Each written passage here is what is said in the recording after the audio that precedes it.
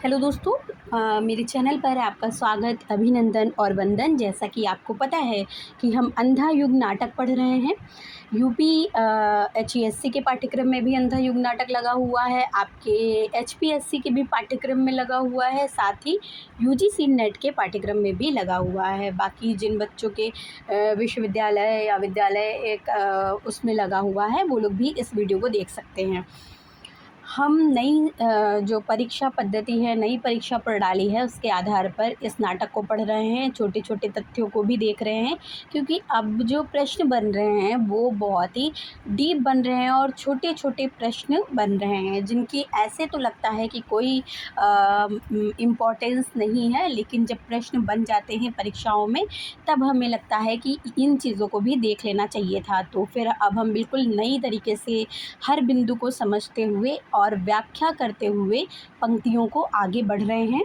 तो जैसा कि हमने प्रथम जो अंक है वो अपना कंप्लीट कर लिया है। अगर आप लोगों ने वो वीडियो नहीं देखी है तो फिर जाइए, पहले वो वीडियो देख कर आइए, बाद में ये वाली वीडियो देखिएगा।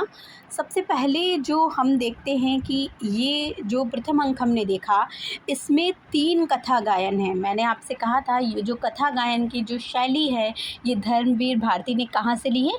लोक नाट्यों से ली है। ठीक है, लोक नाट्यों से ली है। जो हमने बकरी नाटक में पढ़ा था उसमें भी कथा गायन आता था हर अंक के बाद में, लेकिन इसमें तो हमने जो प्रथम अंक में देखा है, एक कथा गायन शुरू में आया है, ठीक है, प्रारंभ में आया है, और एक कथा गायन बीच में आया है, मतलब मध्य में आया है, और एक कथा गायन अंत में आया है। तो कुल मिलाकर इसमें प्रथम अंक में ही हमें 3 कथा गायन दिखाई पड़ते हैं।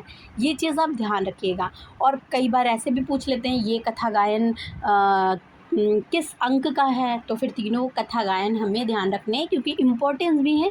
और कथा गायन मैंने आपसे कहा था कि जो भी अंक होता है उस पूरे अंक की कहानी कथा गायन में होती है, तो उस चीज़ को भी आप ध्यान रखेंगे तो फिर आप इज़िली पहचान पाएंगे कि किस अंक का ये कथा गायन है। और मैंने फर्स्ट जो वीडियो है उसमें भी यही बताया है, और किस तरह से हम पहचानेंगे उसमें आपको कुछ की पॉइंट भी बताए हैं।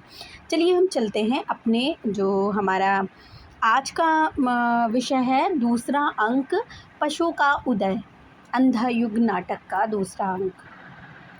दूसरा अंक क्या नाम है इसका? पशु का उदय। ठीक है, इसमें भी देखिए कथा गायन से शुरू हो रहा है। हमने देखा है कि सभी जो नाटक हैं वो कथा गायन से शुरू हो रहे हैं। ठीक है, जो सभी अंक हैं, तो कथा गायन हम देख लेते हैं एक बार। कथा गायन में सबसे पहले संजय जो है वो तटस्थ दृष्टा शब्दों का शिल्पी है। संजय की सबसे पहले बात की जा रही है, वो क्या है? तटस्थ दृष्टा है और शब्दों का शिल्पी है। जो हमने पहले जो अंक पढ़ा है उसमें भी संजय की बात हो रही थी। पर वह भी भटक गया असमंजस के वन में, दायित्व गहन भाषा अपूर्ण श्रोता अंधे, पर सत्य वही देगा उनको संकट क्षण में। कौन सत्य देगा? संजय ही उनको संकट के क्षणों में सत्य बताएगा। कौन बताएगा? संजय। किसको बताएगा? धृतराष्ट्र को, विदुर को, गांधारी को। ठीक है, फिर अब कहता है वह संजय भी इस मोह निशा से घिरकर है भटक रहा, जाने किस कंटक पथ पर। हमने जब प्रथम अंक का कथा गायन पढ़ा था तो उसमें भी यही चीज़ आई थी। ठीक है, अब चलते हैं। पर्दा उठने पर वन पथ का दृश्य है, कोई योद्धा बगल में अस्त्र रखकर वस्त्र से मुख ढाँप कर सोया है, संजय का प्रवेश होता है। ठीक है, कोई योद्धा क्या कर रहा है? बगल में अस्त्र रखकर वस्त्र से मुँह ढाँप कर सो रहा है। संजय अब आता है और कहता है भटक गया हूँ मैं, जाने किस कंटक वन में। ठीक है, कौन भटका था ये भी आपको ध्यान रखना है, क्योंकि 3-4 बार ये आया है कि संजय भटक गया था कंटक वन में। ठीक है, इसीलिए वो अभी तक नहीं आ पाया। फिर अब कह रहा है वो कि पता नहीं कितनी दूर है हस्तिनापुर। कहाँ की बात हो रही है? कुरुक्षेत्र से हस्तिनापुर आने की बात हो रही है। कह रहा है मैं कैसे पहुँचूँगा, जाकर कहूँगा इतना लज्जाजनक पराजय के बाद भी, इस लज्जाजनक पराजय के बाद भी क्यों जीवित बचा हूँ मैं, कैसे कहूँ मैं, कमी नहीं शब्दों की आज भी, मैंने ही उनको बताया है युद्ध में घटा जो जो, लेकिन आज अंतिम पराजय के अनुभव ने जैसे प्रकृति ही बदल दी है सत्य की, आज कैसे वही शब्द वाहक बनेंगे इस नूतन अनुभूति के। कह रहे हैं कि अभी तक तो मैंने सब कुछ बताया। संजय को एक वरदान मिला हुआ था कि वो तटस्थ रहकर मतलब दिव्य दृष्टि उनको प्राप्त होगी और वो सब कुछ युद्ध में जो भी घट रहा है चीज़ें वो देखेंगे और वो देखकर किसको बताएंगे, धृतराष्ट्र गांधारी को बताएंगे, बिल्कुल वैसे ही तटस्थ होकर।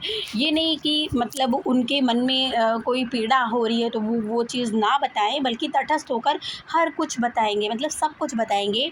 तो वो कह रहे हैं कि अभी तक तो मैंने बताया था, लेकिन आज अंतिम पराजय के अनुभव ने जैसे प्रकृति बदल दी है, सत्य की जैसे प्रकृति बदल दी है, आज कैसे वही शब्द वाहक बनेंगे इस नूतन अनुभूति के। आज जो पराजय हुई है वो तो अंतिम पराजय हो गई है। अब जो इस पराजय ने जो मेरी प्रकृति है, जो सत्य की प्रकृति है वो बदल दी है। अब ये कैसे वाहक बनेगी। सहसा जाग कर वह योद्धा पुकारता है संजय। जो योद्धा सो रहा होता है ना वस्त्र डालकर, वो पुकारता है कि संजय किसने पुकारा मुझे, प्रेतों की धुमनी है यह या मेरा ही भ्रम है। ठीक है, संजय उनको देख नहीं पाता होगा ना कृतवर्मा को, इसलिए वो बोलता है कि किसने पुकारा, क्या यह प्रेतों की धुमनी है। कृतवर्मा कहते हैं कि डरो मत, मैं हूँ कृतवर्मा, जीवित हो संजय तुम, पांडव योद्धाओं ने जीवित छोड़ दिया है तुम्हें। अब संजय को ये भी विश्वास नहीं हो रहा होता है ना कि कोई बचा भी होगा, तो वो कृतवर्मा को भी अच्छा लगता है देखकर कि संजय को छोड़ दिया है किन्होंने, पांडवों ने। ठीक है, और हमने ऊपर देखा था संजय अवध्य भी है। ठीक है, मतलब अवध्य मतलब उसको मारा, अवध मतलब उसको मारा नहीं जाएगा। ठीक है, अमृत प्रदान है उनको। ठीक है, संजय जीवित हूँ, आज तक कोसों तक फैली हुई धरती को पाट दिया अर्जुन ने। आज जब कोसों तक फैली हुई धरती को पाट दिया अर्जुन ने, भूलुंठित कौरव का बंधुओं से शेष नहीं रहा एक भी जीवित कौरव वीर। सात्विक ने मेरे भी वध को उठाया अस्त्र, अच्छा था मैं भी यदि आज नहीं बचता। किसने उठाया? सात्विक ने। ठीक है, किंतु कहाँ व्यास ने, मरेगा नहीं, संजय अवध्य है। कैसा यह शाप मुझे दिया व्यास ने। किसने शाप दिया था संजय को? व्यास ने शाप दिया था। किसने दिया था? व्यास ने शाप दिया था। क्या शाप दिया था? शाप दिया था कि मरेगा नहीं। ठीक है, अवध्य है वो। और किसने उठाया था उनके ऊपर वध के लिए अस्त्र? सात्विक ने उठाया था। फिर वो अब क्या कह रहे हैं कि अनजाने में हर संकट युद्ध महानाश प्रलय विपल्य शेष बचोगे तुम संजय। वो क्या कहते हैं? अनजाने में हर संकट युद्ध में, महानाश में, प्रलय में और विपल्यों में के बावजूद भी तुम शेष बच जाओगे सत्य कहने के लिए। क्यों सत्य कहने के लिए? किससे सत्य कहने के लिए? अंधों से। किंतु कैसे कहूँगा हाय, सात्विक के उठे हुए अस्त्र चमकदार ठंडे लोहे के स्पर्श में मृत्यु को इतना निकट पाना मेरे लिए यह बिल्कुल ही नया अनुभव था। जैसे तेज बाण किसी कोमल मृणाल को ऊपर से नीचे तक चीर दें, चरम त्रास के उस बेहद गहरे क्षण में कोई मेरी सारी अनुभूतियों को चीर गया। कैसे दे पाऊँगा मैं संपूर्ण सत्य उन्हें विकृत अनुभूति से।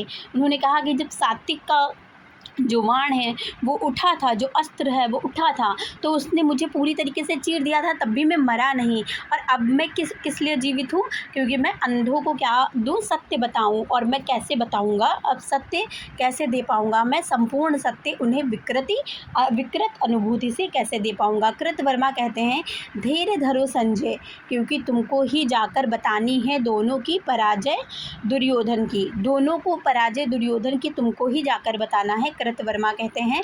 संजय कहते हैं कैसे बताऊंगा? वह जो सम्राटों का अधिपति था, खाली हाथ, नंगे पांव, सने रक्त सने फटे हुए वस्त्रों में, टूटे रथ समीप खड़ा था, निहत्था अश्रु भरे नेत्रों में उसने मुझे देखा और माथा झुका लिया। मैं कहूँगा, मैं जाकर उनसे, उन दोनों से मैं कैसे कहूँगा? यहाँ पे संजय कहते हैं किसकी यहाँ पे स्थिति बता रहे हैं? यहाँ पे संजय दुर्योधन की स्थिति बता रहे हैं। क्या क्या स्थिति बताइए, हम ज़रा देखते हैं। पूछ सकते हैं कि यहाँ पर ये किसकी स्थिति बता रहे हैं? क्या बता रहे हैं कि वह जो सम्राटों का अधिपति था, खाली हाथ, नंगे पांव, रक्त सने फटे हुए वस्त्र, टूटे रथ के समीप खड़ा था, निहत्था अश्रु भरे नेत्रों में उसने मुझे देखा और माथा झुका लिया। ठीक है, तो मैं कैसे कहूँगा? यहाँ पे किसकी बात की जा रही है? दुर्योधन की बात की जा रही है, ठीक है।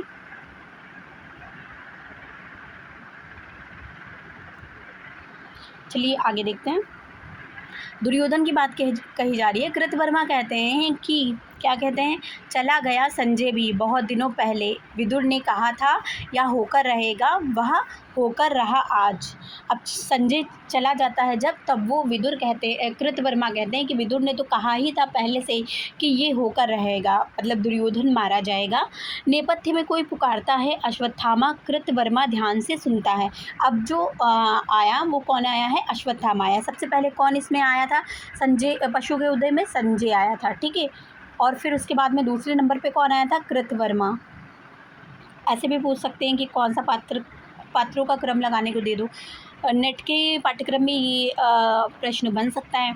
फिर उसके बाद में नेट के पेपर में, और फिर उसके बाद में कौन आया था, अश्वत्थामा आया था, ठीक है, तीसरा पात्र आया था। उसके बाद में कहते हैं कि यह तो आवाज़ें बूढ़े कृपाचार्य की, अश्वत्थामा कहता है यह तो आवाज़ें बूढ़े कृपाचार्य की। नेपथ्य में पुनः पुकार, अश्वत्थामा, कृतवर्मा पुकारता है कृपाचार्य, कृपाचार्य। अब कृतवर्मा किसको पुकार रहा है, कृपाचार्य को पुकार रहा है। पहले अश्वत्थामा को पुकारता है, फिर कृपाचार्य को पुकारता है। यह तो कृतवर्मा है, तुम भी जीवित हो कृतवर्मा। अब कृपाचार्य कहते हैं, कृपाचार्य का प्रवेश होता है और कृपाचार्य कहते हैं तुम भी जीवित हो। जैसे युद्ध हो गया, युद्ध की संध्या हो गई, कोई जानता नहीं है कि कौन कौन बचा है, कौन कौन मर गया है। तो जब एक दूसरे को लोग मिल रहे हैं तो बहुत अचंभित हो रहे हैं कि हाँ तुम भी जीवित हो, तुम भी जीवित हो। तो कौन कौन जीवित अभी तक हमें दिखा, सबसे पहले संजय दिखा, फिर अश्वत्थामा दिखा, फिर कृतवर्मा दिखा, फिर कृपाचार्य दिखा। कृतवर्मा कह रहे हैं जीवित हूँ, क्या अश्वत्थामा भी जीवित है, पूछ रहे हैं। कृपाचार्य कह रहे हैं जीवित है, केवल हम तीन आज। कौन कौन जीवित हैं, कृतवर्मा, कृपाचार्य और अश्वत्थामा। ये कौन बता रहा है, ये कृपाचार्य बता रहे हैं, क्योंकि उनको नहीं पता है ना कि संजय भी जीवित है। फिर उनके बाद में कह रहे हैं, रथ से उतरकर जब राजा दुर्योधन ने नतमस्तक होकर पराजय स्वीकार की, अश्वत्थामा ने यह देखा और उसी समय उसने मरोड़ दिया अपना धनुष, आर्तनाद करता हुआ वन की ओर चला गया अश्वत्थामा।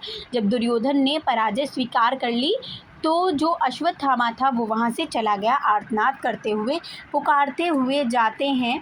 दूर से उनकी पुकार सुन पड़ती है, पीछे का पर्दा खुलकर अंदर का दृश्य अंधेरा, केवल एक प्रकाश वृत्त अश्वत्थामा पर पड़ता है जो टूटा धनुष लेकर हाथ में बैठा है। टूटा धनुष लेकर हाथ में कौन बैठा होता है, अश्वत्थामा बैठा होता है, ये ध्यान रखिए, ठीक है।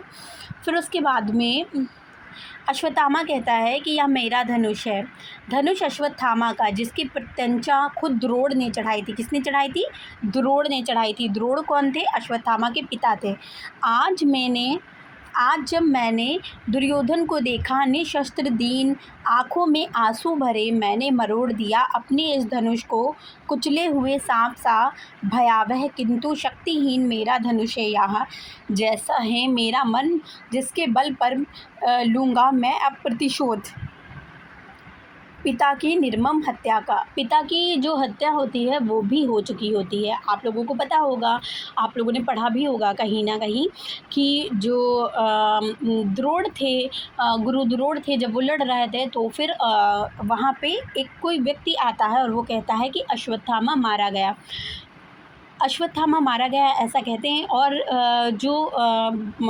एक उस समय दो अश्वत्थामा थे, एक तो कुंजर था, कुंजर मतलब एक हाथी था, ठीक है, और एक अश्वत्थामा गुरु द्रोणाचार्य का पुत्र था।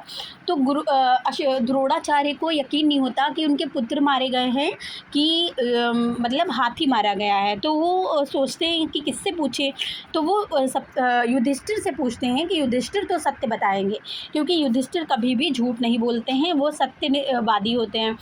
जब वो उनसे पूछते हैं तो युधिष्ठिर भी झूठ नहीं बोलते, लेकिन वो क्या कहते हैं कि पहले कहते हैं कि जब उनसे पूछते हैं गुरु द्रोणे, जो अश्वत्थामा मरा है वो नर है कि कुंजर है, तो वो पहले कहते हैं कि अश्वत्थामा जो मारा गया वो नर है, ऐसे बोलते हैं। और इतने में ही जो द्रोण है वो अपने ऊपर ही वार कर लेते हैं और मृत्यु प्राप्त कर लेते हैं। उसके बाद में धीरे से द्रोणाचार्य जो युधिष्ठिर है वो बोलते हैं कि या कुंजर लेकिन मारा गया है, ठीक है, बाद में वो अपनी बात धीरे से पूरी करते हैं। तो इसलिए अब कह रहे हैं कि मैं प्रतिशोध लूँगा अपने पिता की निर्मम हत्या का। मतलब अश्वत्थामा कहता है ये भी एक तरह की हत्या है और मैं अपने पिता की हत्या का प्रतिशोध लूँगा। वन में भयानक इस वन में भी भूल नहीं पाता हूँ मैं कैसे सुनकर युधिष्ठिर की घोषणा कि अश्वत्थामा मारा गया। अब वो कह रहे हैं, वही अश्वत्थामा कह रहा है कि मैं भूल ही नहीं पाता हूँ, भयानक इस वन में भी मैं भूल नहीं पाता हूँ कि युधिष्ठिर ने कैसे घोषणा करी थी कि अश्वत्थामा मारा गया। शस्त्र रख दिए थे गुरु द्रोण ने रणभूमि में, उनको थी अटल आस्था युधिष्ठिर की वाणी में। मतलब उनको ये था कि युधिष्ठिर जो है वो कभी भी असत्य नहीं बोलेगा, कभी भी झूठ नहीं बोलेंगे, इसीलिए वो युधिष्ठिर की वाणी पर उनको अटल आस्था थी और इसलिए उन्होंने क्या किया, पाकर निहत्था उन्हें पापी धृष्ट द्युमन ने शस्त्रों से खंड खंड कर डाला। किसने किसने उनके ऊपर फिर से प्रहार किया, वो एकदम हतप्रभ होकर बैठ गए जब तो क्या किया, किसने प्रहार किया था उनको, निहत्था धृष्टद्युम्न ने। ठीक है, ये नोट कर लीजिएगा। और संजय के ऊपर किसने प्रहार किया था ये भी नोट करिएगा, क्योंकि अब तो प्रश्न वही है ना, आपको भी पता है। फिर अस्त्रों से खंड खंड कर डाला, भूल नहीं पाता हूँ मैं मेरे पिता थे अपराजय, अर्ध सत्य से ही युधिष्ठिर ने उनका वध कर डाला। उस दिन से मेरे अंदर भी, किससे, अर्ध सत्य से, मतलब आधा ही सच उनको बताया कि अश्वत्थामा मारा तो गया था लेकिन उसने युधिष्ठिर ने क्या किया, उनको आधा ही सत्य बताया, इसीलिए वो उनका वध हो गया। मेरे अंदर भी जो शुभ था, कोमलतम था, उसकी भ्रूण हत्या युधिष्ठिर के अर्ध सत्य ने कर दी। धर्मराज होकर वे बोले, नरिया कुंजर मानव को पशु से उन्होंने पृथक नहीं किया। उस दिन से मैं पशु मात्र, अंधा बर्बर पशु, मतलब ये क्या किया कि नर और पशु में उन्होंने कोई भेद, पशु मतलब जो हाथी था उसमें कोई भेद नहीं किया, इसलिए अब मैं अंधा पशु मात्र बन गया हूँ। अब मेरे अंदर नर जो था वो मर गया, जो मानवता थी वो मर गया, जो कोमल था वो मर गया है। ठीक है, यहाँ देख लीजिए, नर या कुंजर जो शुभ था, कोमलतम था, भ्रूण, उसकी भ्रूण हत्या हो गई है। अब क्या कह रहे हैं कि पशु मात्र, अंधा बर्बर पशु, किंतु आज मैं भी एक अंधी गुफा में भटक गया हूँ। गुफा यह पराजय की। दुर्योधन सुनो, सुनो द्रोण सुनो। पहले क्या कह रहे हैं, दुर्योधन सुनो, द्रोण सुनो, मैं यह तुम्हारा अश्वत्थामा, कायर अश्वत्थामा, शेष हूँ अभी तक, जैसे रोगी मुर्दे के मुख में शेष रहता है। रोगी किस में शेष रहता है, मुर्दे के मुख में, और मुख में शेष रहता है गंध कफ बासी थूक, शेष हूँ अभी तक मैं। वक्ष पीटता है अपना, फिर कहता है आत्मघात कर लूँ इस नपुंसक अस्तित्व से, मतलब इस नपुंसक अस्तित्व से कि मैं अपने पिता को ही नहीं बचा पाया तो, और ना ही दुर्योधन का साथ दे पाया, तो मैं आत्महत्या कर लूँ। लेकिन फिर कहता है छुटकारा पाकर यदि मुझे पिछली नरकाग्नि में उबलना पड़े तो भी शायद इतनी यातना नहीं होगी। कह रहा है कि फिर से अगर मुझे नरक की अग्नि में भी अगर उबलना पड़े तब भी मुझे इतनी यातना नहीं होगी जितनी अब हो रही है, किंतु नहीं, जीवित रहूँगा मैं अंधे बर्बर पशु सा। वाणी हो सत्य धर्मराज की, मेरी इस पसली के नीचे दो पंजे उग आए, मेरी ये पुतलियाँ बिन दांतों के चौथ खाए, पाए जिसे वध, वध केवल वध, पाए जिसे वध, वध केवल वध, अंतिम अर्थ बने मेरे अस्तित्व का। ठीक है, यहाँ पे क्या कह रहा है कि किंतु नहीं, मैं जीवित रहूँगा। क्यों जीवित रहूँगा, अंधे बर्बर पशु सा मैं जीवित रहूँगा, मतलब एक पशु बनकर, क्योंकि युधिष्ठिर ने कुछ भी क्लियर नहीं किया था कि वो पशु है मरा है या फिर जो कुंजर है हाथी है वो मरा है, इसलिए अब मैं पशु बनकर ही जीवित रहूँगा। अब मैं सत्य करूँगा, धर्मराज की जो वाणी है, जो उन्होंने नर और पशु में कोई अंतर नहीं किया है, अब मैं वही सत्य करूँगा और मैं पशु बनकर ही जीवित रहूँगा। मेरी पसली के नीचे दो पंजे उगाए हैं, मेरी पसली के नीचे क्या उगाए हैं, दो पंजे उग आए हैं। कैसे, मेरी ये पुतलियाँ बिन दांतों के चौथ खाएं, पाएँ जिसे, मतलब मेरी ये जो पुतलियाँ हैं ये क्या मेरी आँखें, मतलब मेरी आँखें जो हैं ये क्या करेंगी, ये खा जाएँगी बिना दाँतों के। इनके अंदर दाँतें तो नहीं है, लेकिन ये इतनी ज्वाला अग्नि बरसा रही हैं कि ये बिना दाँतों के ही खा जाएँगी, वध कर देंगी। केवल वध अंतिम अर्थ बने मेरे अस्तित्व का। और मेरे अस्तित्व का अंतिम अर्थ क्या अब रह गया है कि मैं केवल वध करने के लिए ही यहाँ पर हूँ। किसी के आने की आहट होती है, शायद कोई आता है, शायद पांडव योद्धा है, आहा। अब वो सोचता है कि कोई आ रहा है तो इसका मतलब है कोई पांडव योद्धा होगा। अकेला है, निहत्था है, पीछे से छिपकर इस पर वार करूँगा।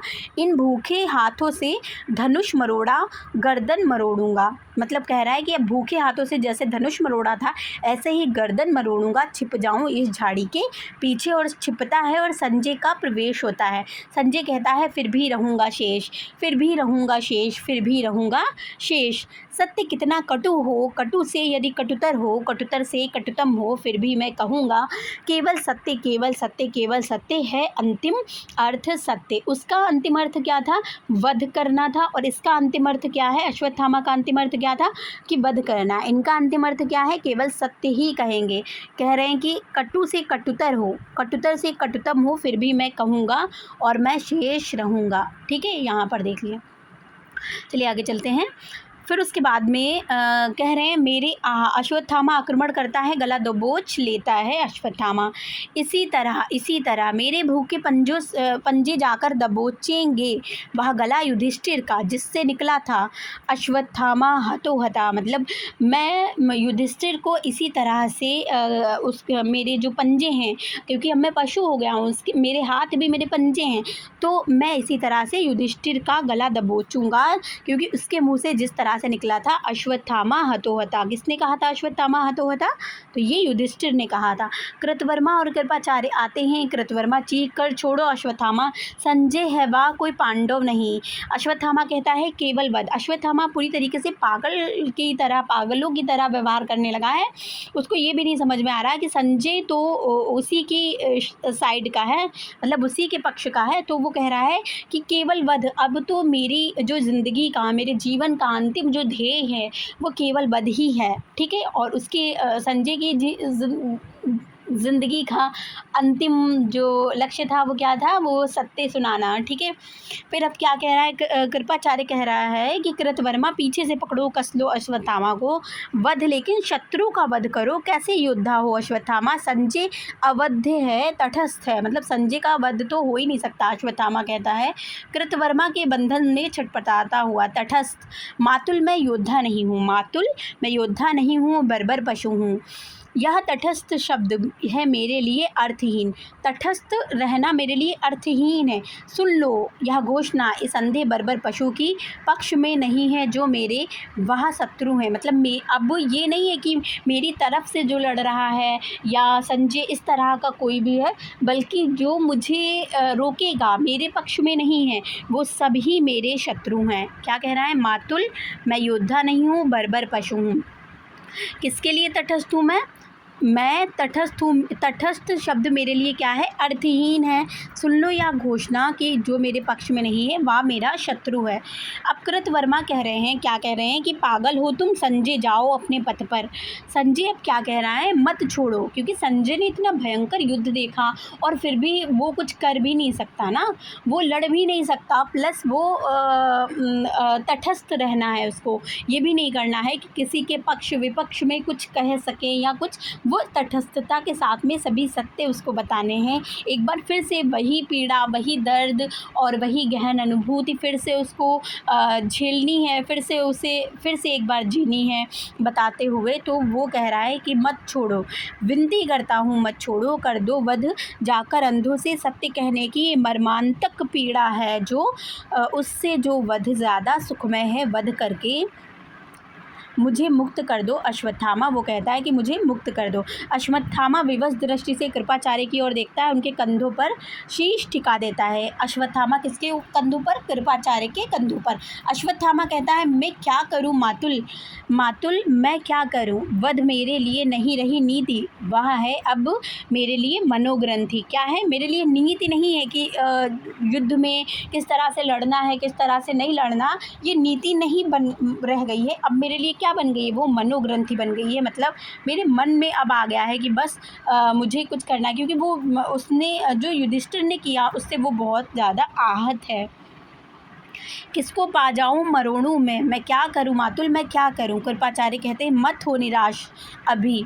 कृतवर्मा कहते हैं करना बहुत कुछ है, जीवित अभी भी है दुर्योधन, चलकर खोजें उन्हें। मतलब वो कहते हैं कि जीवित है अभी दुर्योधन और उन्हें चलकर खोजें। संजय कहते हैं तुम्हें ज्ञात है कहाँ हैं वे? संजय से कहते हैं, संजय धीमे से वर में कहते हैं कि वे हैं सरोवर में, माया से बांध कर सरोवर का जल वे निश्चल अंदर बैठे हैं, ज्ञात नहीं है। कौन बैठे हैं? दुर्योधन बैठे हैं माया से जल को बांध कर। ठीक है, किससे बांध कर? माया से जल को बांधकर सरोवर के अंदर वो निश्चल बैठे हैं। ज्ञात नहीं है पांडव दल को, और पांडव दल को ये पता नहीं है। कृपाचार्य कहते हैं कि स्वस्थ हो अश्वत्थामा, अश्वत्थामा तुम स्वस्थ हो जाओ, चलकर आदेश लो दुर्योधन से, संजय चलो तुम सरोवर तक पहुंचा दो। कृतवर्मा कहते हैं कौन आ रहा है वहाँ? वृद्ध याचक कह रहे हैं कि कौन आ रहा है? वृद्ध याचक आ रहा है क्या? वृद्ध याचक प्रथम दृश्य में भी आया था और इस दृश्य में भी आ रहा है। प्रथम दृश्य में हमने किसको किसको देखा था? प्रहरी 1 को देखा था। ठीक है, प्रहरी 1 को, प्रहरी 2 को, और फिर उसके बाद में किसको देखा था? उसके बाद में विदुर आए थे 3rd नंबर पे। ठीक है, फिर उसके बाद में कौन आया था? उसके बाद में आया था संजय। ठीक है, नहीं संजय नहीं आए थे, विदुर आए थे। उसके बाद में कौन आए थे? धृतराष्ट्र आए थे। ठीक है, धृतराष्ट्र आए थे और गांधारी आए थे और इन्हीं की बहस चली थी। बस इतना देखा था, इतने पात्र आए थे। और सेकेंड पार्ट में सबसे पहले कौन आया था? सबसे पहले संजय आए थे। ठीक है, फिर अश्वत्थामा आए थे, अश्वत्थामा आए, फिर कृतवर्मा, एक सेकेंड, कृतवर्मा, और फिर कौन आया? फिर कृपाचार्य। ठीक है, 4 पात्र अभी तक आ चुके हैं। ठीक है, कृतवर्मा कह रहे हैं कौन आ रहा है? अब वृद्ध याचक आ रहा है। ठीक है, 5वां पात्र। कृतवर्मा कृपाचार्य कह रहे हैं निकल चलो, इसके पहले कि हमको कोई भी देख पाए यहाँ से निकल चलो। अश्वत्थामा कहते हैं मैं क्या करूँ मातुल, मैंने तो अपना धनुष भी मरोड़ दिया। वे जाते हैं, कुछ क्षण स्थिर खाली रहता है, फिर वृद्ध याचक का प्रवेश होता है। वृद्ध याचक क्या कहता है? दूर चला आया हूँ काफ़ी हस्तिनापुर से, वृद्ध हूँ दिख नहीं पड़ता। मतलब कुरुक्षेत्र के निकट आ गया है ना, कुरुक्षेत्र में ही सभी लोग जो है वो ऐसे युद्ध के बाद सब पड़े हुए हैं। ठीक है, तो वृद्ध हूँ दिख नहीं पड़ता, निश्चय ही अभी यहाँ देखा था मैंने कुछ लोगों को, देखूं मुझको जो मुद्राएं दी माता गांधारी ने वे तो सुरक्षित है। मैंने यह कहा था यह है अनिवार्य और वह है अनिवार्य और यह तो स्वयं होगा। आज इस पराजय की बेला में सिद्ध हुआ, झूठी थी सारी अनिवार्यता भविष्य की, केवल कर्म सत्य है। मानव जो करता है इसी समय उसी में निहित है भविष्य युग युग तक का। ठीक है, बता रहे हैं कि यहाँ पे ये भी बहुत पंक्तियाँ अच्छी हैं कि आज इस पराजय की बेला में क्या सिद्ध हो गया? सिद्ध हो गया कि झूठी थी सारी अनिवार्यता भविष्य की। कि अगर ये कहा जाता है ना कि हमारे भविष्य में अगर ये लिखा होगा, हमारे भाग्य में ये लिखा होगा तो फिर हमें ये मिलकर रहेगा।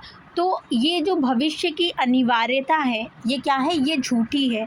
क्या सत्य है? कर्म सत्य है। यहाँ पे गीता की बात आई है, गीता में भी यहाँ यही कहा गया है कि कर्म करो फल की चिंता मत करो। और जो दोहा ये है ये आपके एक नाटक में भी आया है, जो कर्मण्येवाधिकारस्ते मा फलेषु कदाचन, मतलब कि कर्म करो और फल की चिंता मत करो। ये दोहा किस नाटक में आया है? आपके ही पाठ्यक्रम में लगा हुआ नाटक है और उसमें आया है, आप ज़रूर बताइएगा। ठीक है, और मैंने वो नाटक डाला हुआ है अपने यूट्यूब चैनल पर भी, जाकर देखिए। अगर नहीं देखना चाहते हैं कोई बात नहीं, आपकी मर्ज़ी है, आपका समय है, आप लगाइए उसके हिसाब से। लेकिन ये पता होना चाहिए आपको, ठीक है। चलिए, तो कह रहे हैं कि केवल कर्म सत्य है, मानव जो करता है इसी समय उसी में निहित है भविष्य युग युग तक। क्या है? कर्म सत्य है, गीता की ही बात हो रही है यहाँ पे। कर्मण्येवाधिकारस्ते मा फलेषु कदाचन। मानव जो करता है इसी समय उसी में निहित है भविष्य युग युग तक का, ठीक है। फिर कह रहे हैं कि इसलिए उसने कहा, अर्जुन उठाओ शस्त्र, विगत ज्वर युद्ध करो, निष्क्रियता नहीं, आचरण में मानव अस्तित्व की सार्थकता है। यहाँ पे वृद्ध याचक ये जो कर्मण्येवाधिकारस्ते वाला है उसके हिसाब से बात कर रहे हैं। और क्या कह रहे हैं? झूठी थी सारी अनिवार्यता भविष्य की, कर्म सत्य है, मानव जो करता है इसी समय उसी में निहित है भविष्य युगों युगों तक का, उसी में निहित है भविष्य, ठीक है। किस में निहित है? युगों युगों तक का भविष्य किस में निहित है? उसी में, ठीक है, जो अभी कर रहा है मानव। इम्पॉर्टेंट है, लगा लीजिएगा। फिर कह रहा है कि इसलिए उसने कहा, अर्जुन उठाओ शस्त्र। किसने कहा? श्री कृष्ण ने, ठीक है। यहाँ पे ये पूछ सकते हैं कि ये उसने किसके लिए आया है? कृष्ण के लिए आया है, ठीक है। अर्जुन उठाओ शस्त्र, विगत ज्वर युद्ध करो, निष्क्रियता नहीं, आचरण में मानव अस्तित्व की सार्थकता है। क्या कह रहे हैं? कि विगत ज्वर युद्ध करो, निष्क्रियता नहीं, आचरण में मानव अस्तित्व की सार्थकता है। नीचे झुककर धनुष देखता है उठाकर। क्या कह रहा है? कि किसने यह छोड़ दिया धनुष यहाँ? क्या फिर किसी अर्जुन के मन में विषाद हुआ है? अश्वत्थामा कहता है प्रवेश करते हुए, मेरा धनुष है या। वृद्धयाचक, कौन आ रहा है? कौन आ रहा है? जय अश्वत्थामा की। अश्वत्थामा कह रहा है, जय मत कहो वृद्ध, जैसे तुम्हारी भविष्यत विद्या सारी व्यर्थ हुई उसी तरह मेरा धनुष भी व्यर्थ सिद्ध हुआ। मैंने अभी देखा दुर्योधन को, जिसके मस्तक पर मणि जड़ित राजाओं की छाया थी, आज उसी मस्तक पर गंदले पानी की एक चादर है। तुमने कहा था जय होगी दुर्योधन की। वो लोग जाते हैं ना सरोवर में दुर्योधन को देखने, तो वो वहाँ देखकर आ रहा है, ठीक है। तो वृद्ध याचक कह रहा है, जय हो दुर्योधन की। अब भी मैं कहता हूँ, वृद्ध हूँ, थका हूँ, पर जाकर कहूँगा, नहीं है पराजय यह दुर्योधन की। इसको तुम मानो नए सत्य की उदय वेला। क्या कह रहे हैं? कि नहीं है या पराजय दुर्योधन की, इसको तुम क्या मानो? सत्य वेला मानो। नहीं है पराजय दुर्योधन की, इसको तुम क्या मानो? सत्य वेला मानो, सत्य की वेला मानो, कि अब सत्य शुरू होने वाला है, मतलब जीता सत्य है। मैंने बतलाया था उसको झूठा भविष्य, अब जाकर बतलाऊंगा उसको वर्तमान से स्वतंत्र कोई भविष्य नहीं। कह रहे हैं कि मैंने उसको झूठा भविष्य बतलाया था, अब जाकर मैं उसको क्या करूँगा? सत्य बतलाऊँगा। और क्या, कौन सा सत्य बतलाऊँगा? कि वर्तमान से स्वतंत्र कोई भविष्य नहीं। कहते हैं ना कि अपना वर्तमान सही रखो तो भविष्य खुद सुधर जाता है। लोग भविष्य की चिंता करते हैं, उन्हें वर्तमान की चिंता करनी चाहिए। वर्तमान अच्छा है, आज अच्छा है, तो कल तो अच्छा होगा ही, क्योंकि आज ही आने वाला कल बनेगा। इसलिए हमें भविष्य की चिंता नहीं करनी चाहिए। श्री कृष्ण भी अर्जुन से कहते हैं कि तुम भविष्य की चिंता मत करो, तुम मतलब युद्ध के परिणाम की चिंता मत करो, युद्ध ही लड़ो। तो हर क्षण इतिहास बदलने का क्षण होता है, ये भी बहुत इम्पॉर्टेंट है, इसको भी हाईलाइट करते हैं। हर क्षण इतिहास बदलने का क्षण होता है, ठीक है। और वर्तमान से स्वतंत्र कोई भविष्य नहीं। तो जो लोग पढ़ रहे हैं वो भी ध्यान दें कि अभी अगर आज आप पढ़ रहे हैं तो ये आपको कहीं ना कहीं कभी ना कभी हेल्प करेगा ही करेगा, ठीक है। और हर क्षण क्या होता है? इतिहास बदलने का क्षण होता है, इसलिए हर क्षण अच्छे से यूटिलाइज़ करो, अच्छी जगह लगाओ उसको, ठीक है। अश्वत्थामा कह रहा है, मैं क्या करूँगा, हाय मैं क्या करूँगा, वर्तमान में जिसके मैं हूँ और मेरी प्रतिहिंसा है। एक अर्ध सत्य ने युधिष्ठिर के मेरे भविष्य की हत्या कर डाली, किंतु नहीं, मतलब मैं हूँ और मेरी प्रतिहिंसा ही अब बची है, कि मैं अब इस हिंसा का बदला लूँगा युधिष्ठिर से। और युधिष्ठिर ने क्या कर दिया है? युधिष्ठिर के आधे सत्य ने मेरे भविष्य की हत्या कर डाली है, किंतु नहीं, जीवित रहूँगा मैं। पहले ही मेरे पक्ष में नहीं है निर्धारित भविष्य अगर, तो वह तटस्थ है। शत्रु है अगर वह तटस्थ है। क्या कह रहे हैं? कि पहले ही मेरे पक्ष में क्या है? भविष्य नहीं निर्धारित है, तो वह तटस्थ है। शत्रु है वह तटस्थ। यहाँ पे इसको इम्पोर्टेंट हम इसलिए लगा रहे हैं क्योंकि तटस्थ शब्द आया है, और तटस्थ शब्द देखकर हम कहीं अगर ये पूछ लिया जाए कि ये किसने कहा है, तो कहीं हम संजय की तरफ ना चले जाएं, इसलिए हम इसको इम्पोर्टेंट में लगा रहे हैं कि ये अश्वत्थामा का कथन है, ठीक है। अश्वत्थामा का कथन है। फिर उसके बाद में कह रहे हैं कि आज नहीं बच पाएगा वह इन भूखे पंजों से, ठहरो ठहरो ओ झूठे भविष्य वंचक वृद्ध। अब वो चूँकि उसके मनोग्रंथि बन गई थी ना वध करना, तो इसलिए वो क्या कर रहा है, जो वृद्ध याचक है उसी को वध करने के लिए दौड़ रहा है। दाँत पीसते हुए दौड़ता है, विंग के निकट वृद्ध को दबोच लेता है, नेपथ्य में घसीट लेकर जाता है। वध केवल वध मेरा धर्म है, मतलब अब मेरा धर्म क्या बचा, केवल वध ही मेरा धर्म बचा है। अब नेपथ्य में गला घोटने की आवाज़ आती है। अश्वत्थामा अट्टहास करता है। स्टेज पर केवल 2 प्रकाश वृत्त नृत्य करते हैं। कृपाचार्य कृतवर्मा हांफते हुए आते हैं और अश्वत्थामा को पकड़कर स्टेज पर ले जाते हैं। यह क्या किया अश्वत्थामा, यह क्या किया? अश्वत्थामा कहता है पता नहीं मैंने क्या किया। मातुल मैंने क्या किया, क्या मैंने कुछ किया? कृतवर्मा कहता है कृपाचार्य भय लगता है मुझको इस अश्वत्थामा से। कृपाचार्य अश्वत्थामा को बिठाकर उसका कमरबंद ढीला करते हैं, माथे का पसीना पोंछते हैं। कृपाचार्य बोलते हैं बैठो विश्राम करो, तुमने कुछ नहीं किया, केवल भयानक स्वप्न देखा है। कि तुमने कुछ नहीं किया, तुमने क्या किया है, केवल एक भयानक स्वप्न देखा है। फिर उसके बाद में अश्वत्थामा कहता है मैं क्या करूं मातुल, मैं क्या करूं, वध मेरे लिए नहीं नीति है, वह मेरे लिए मनोग्रंथि बन गई है। इस वध के बाद मांसपेशियों का सब तनाव कहते क्या इसी को है अनासक्ति, मतलब इस जो वध के बाद है मांसपेशियों का सारा जो तनाव है वो क्या हो गया है, दूर हो गया है। तो अब कह रहे हैं क्या इसी को अनासक्ति कहते हैं, क्या कहते हैं, अनाशक्ति कहते हैं। पूछ सकते हैं कि अनाशक्ति किसने कहा था, अनाशक्ति का जिक्र किसने किया था और अनाशक्ति दूर कैसे हुई। फिर उसके बाद में जो कृपाचार्य हैं वो कहते हैं अश्वत्थामा को लेटाकर सो जाओ, कहा है दुर्योधन ने जाकर विश्राम करो, कल देखेंगे हम पांडवगढ़ क्या करते हैं, करवट बदलकर तुम सो जाओ। कृतवर्मा से सो गया, कृतवर्मा व्यंग से कहते हैं सो गया, इसलिए शेष बचे हैं हम। इस युद्ध में हम जो योद्धा थे अब लुक छिपकर बूढ़े निहत्थों का वध करेंगे। क्या कह रहे हैं कि सो गया है इसीलिए हम जीवित हैं। उनको अश्वत्थामा से डर लग रहा है, मतलब व्यंग से कहते हैं, और कह रहे हैं कि जो हम योद्धा थे, मतलब युद्ध करने की भी एक नीति होती है ना कि पीछे से वार नहीं करेंगे, वृद्धों को नहीं मारेंगे। तो वो कह रहे हैं कि अब हम निहत्थों को वध करेंगे, वो भी बूढ़े निहत्थों को वध करेंगे।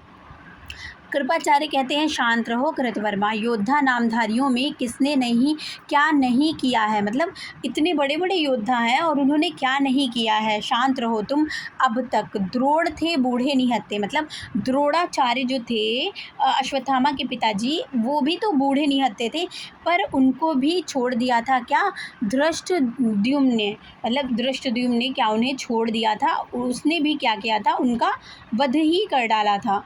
ठीक है। फिर उसके बाद में किनका, द्रोणाचार्य का कौन वध करता है, धृष्टद्युम्न ने। अभी हमने पीछे भी देखा, या हमने छोड़ा अभिमन्यु को, मतलब हमने भी तो नहीं छोड़ा था अभिमन्यु को हमने भी नहीं छोड़ा था, जबकि वह भी बिल्कुल निहत्था था, अकेला था। 7 महारथियों ने, मतलब 7 महारथियों ने उसे घेर रखा था। ठीक है, ये याद रखिएगा। पूछ सकते हैं कि अभिमन्यु को कितने महारथियों ने घेर रखा था, तो कितने महारथियों ने घेर रखा था, 7 महारथियों ने। ये भी पूछ सकते हैं कि अभिमन्यु का वध की बात किस अंक में आती है, तो और धृष्टद्युम्न सबके वध की बात इसी अंक में आ रही है, ये भी आप ध्यान रखिएगा। मैंने नहीं मारा उसे, मैं तो चाहता था वध करना भविष्य का, पता नहीं कैसे बूढ़ा मरा पाया गया, मैंने नहीं मारा उसे मातुल विश्वास करो। अब अश्वत्थामा जो थोड़ा सा रिलैक्स होता है वो बाद में कहता है कि मैंने नहीं मारा, मैं तो वध करना चाहता था, किसका, भविष्य का वध करना चाहता था, बूढ़ा पता नहीं कैसे मर गया, मैंने उसे नहीं मारा। फिर कृपाचार्य कहते हैं कि सो जाओ कृतवर्मा, पहरा मैं देता रहूँगा और आज रात भर मैं पहरा देता रहूँगा। वे लौटते हैं, पर्दा जो है वो गिरने लगता है। जिस तरह बाढ़ के बाद उतरेगी गंगा, तट पर तज आती विकृति शव अधखाया। जिस तरह बाढ़ के बाद उतरती गंगा, मतलब बाढ़ आती है तो बहुत उफना जाती है गंगा, फिर बाढ़ के बाद धीरे धीरे उतरने लगती है, मतलब पानी का स्तर कम होने लगता है। तट पर तज आती विकृति शव अधखाया, और यहाँ पर जो तज है, तज का अर्थ क्या है, तज का अर्थ है त्यागना। तो यहाँ पर कह रहे हैं कि जिस तरह से यहाँ पे किसकी स्थिति को दिखाया जा रहा है, यहाँ पर कहा जा रहा है कि जिस तरह से, एक सेकेंड, जिस तरह से बाढ़ आती है तो उसके बाद गंगा उतरती है, और जब गंगा में पानी का स्तर कम होता है तो फिर वहाँ जो तट पर है वो क्या छोड़ जाती है गंगा? विकृति, मतलब विकृत शव, अधखाए शव छोड़ जाती है, मलबा छोड़ जाती है अपना। वैसे ही तट पर आज, वैसे ही आज युद्ध होने के बाद जो युद्ध का तट है उस पर क्या छोड़ दिया गया है? अश्वत्थामा को छोड़ दिया गया है। इतिहास ने खुद नया मोड़ अपनाया, जैसे गंगा नया मोड़ लेकर दूसरी तरफ बह चलती है, उसी तरह इतिहास भी मुड़ गया है, एक अपना नया मोड़ अपनाया है, लेकिन अश्वत्थामा को उसने छोड़ दिया है पशु बनाकर। वह छटी हुई आत्माओं की रात थी, वह छटी हुई मतलब जो युद्ध में मारे गए लोग हैं, उनकी आत्माएं जो थी वो भटक रही थी, या भटकी हुई आत्माओं की रात है, या टूटी हुई आत्माओं की रात है। रात हो चुकी थी। अश्वत्थामा, कृतवर्मा, कृपाचार्य कृपाचार्य पहरा दे रहे थे। कौन पहरा दे रहे थे? कृपाचार्य पहरा दे रहे थे। कृतवर्मा और अश्वत्थामा सो रहे थे। तो वही बता रहे हैं कि यह भटकी हुई आत्माओं की रात है, या टूटी हुई आत्माओं की रात है।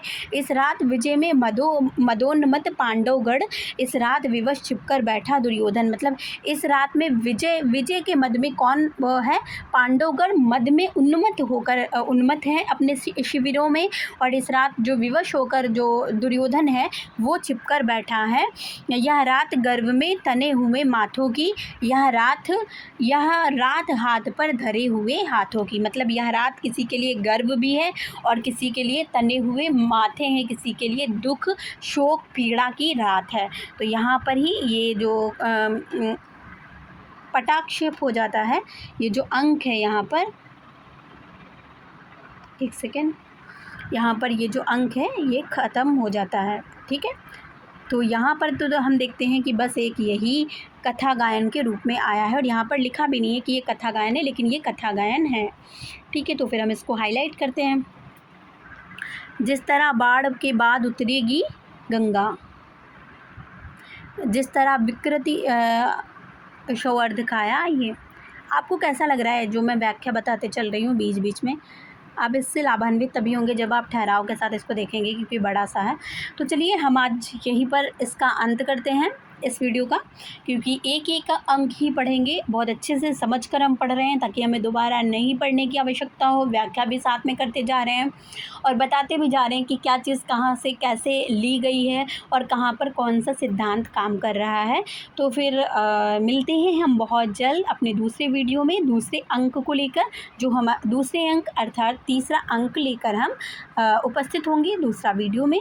और आप लोग इसे शेयर कर दीजिएगा, ज़्यादा से ज़्यादा लाइक और कमेंट कर दिया करिए, तो ताकि ये पता चले कि हाँ कितने बच्चे देख रहे हैं, सच में एक्चुअल में देख रहे हैं और किसको इस वीडियो से लाभ हो रहा है।